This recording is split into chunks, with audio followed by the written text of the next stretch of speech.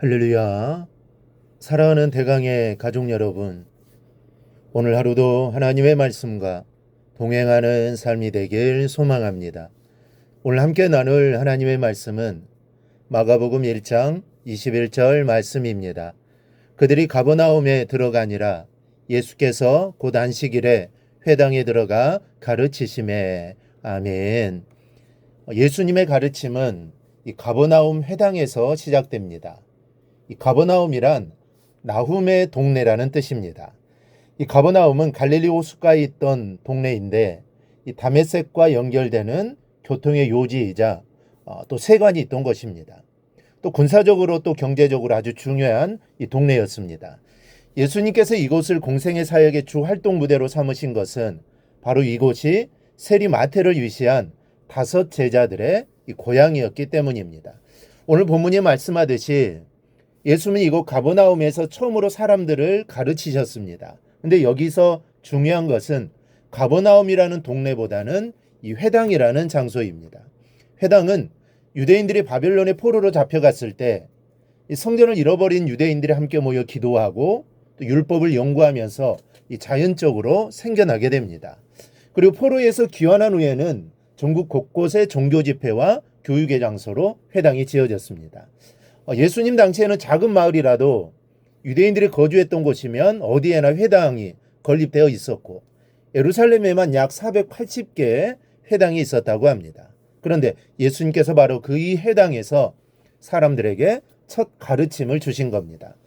예수님은 공생애를 통해 많은 가르침을 주셨는데 꼭 회당에서만 가르치신 것은 아닙니다.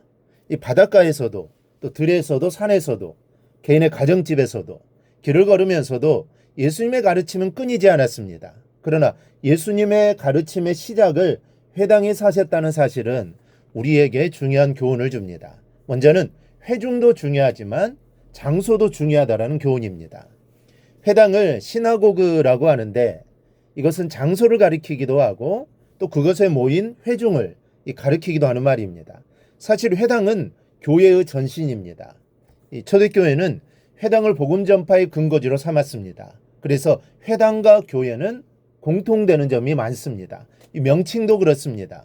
회당은 장소의 개념도 있지만 회중의 개념도 강했던 것처럼 교회도 건물을 말하기는 하지만 그보다는 성도의 모임을 의미한다는 것을 우리는 잘 알고 있습니다. 그런데 너무 회중 쪽을 강조하다 보니 이 장소는 별로 중요하지 않게 생각하는 경향이 있는 것 같습니다.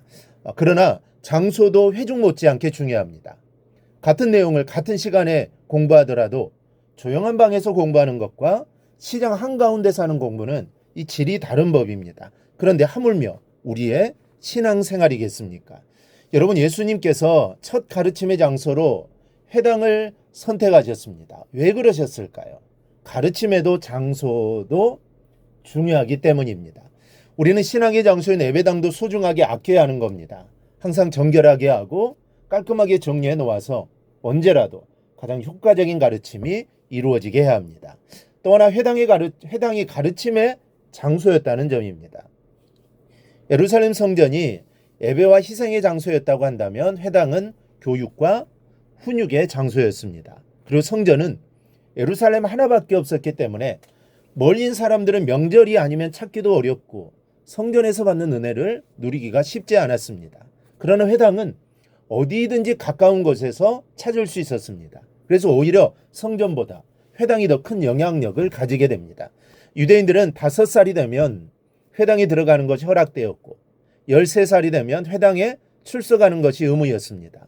거기서 하나님을 신앙하는 모든 것을 배우고 익혔던 것이죠. 그래서 유대인들은 10가정만 있어도 회당이 반드시 있어야 한다라고 정해 놓았습니다. 때문에 다른 나라로 이민을 가서도 10가정이 모이면 회당을 짓는 것이 가장 우선적인 일이 되었습니다. 이것이 바로 유대인들의 힘의 원천이 된 것이죠. 지금의 유대인들의 세계적인 번성은 회당에서 이루어진 하나님 교육의 결과입니다. 그러므로 우리 교회도 교육이 중심이 되어야 합니다. 유초등부부터 작년에 이르기까지 교회 울타리 안에서 가르치고 배우는 열기가 살아있어야 합니다. 이것이 삶의 힘이 되는 것이요 축복의 열매로 돌아오게 되는 겁니다. 우리 교회는 하나님의 교육에 산실이 되기를 바랍니다. 끝으로 가르침의 중심은 하나님의 말씀입니다. 해당 집회의 내용은 세 가지가 전부였습니다. 기도와 하나님의 말씀의 낭독과 말씀에 대한 해설입니다. 그 이외에는 음악도 노래도 다양한 프로그램도 없었습니다. 요즘 많은 다양한 프로그램의 중요성을 말하고 말씀 위의 신앙의 요소들을 말씀과 견주어 말하기도 하지만 그래도 신앙의 중심은 말씀입니다. 말씀 교육이 바로 되면 다른 신앙의 요소들도 빛나지만 아무리 다양하고 화려하고 재미있는 신앙의 요소들을 개발하고 들여와도 말씀 교육이 제대로 되지 않으면 모든 것들이 무의미한 것이 되고 맙니다. 가르침의 중심은 오직 하나님의 말씀이 되어야 합니다. 때문에 예배에서도 가장 중요한 것은 말씀 선포의 시간입니다.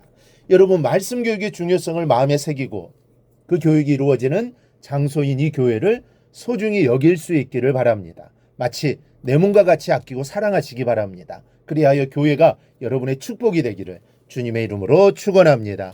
오늘 묵상한 말씀을 굳게 잡고 삶으로 실천하며 살아내는 대강의 모든 성도들이 되기를 축복합니다.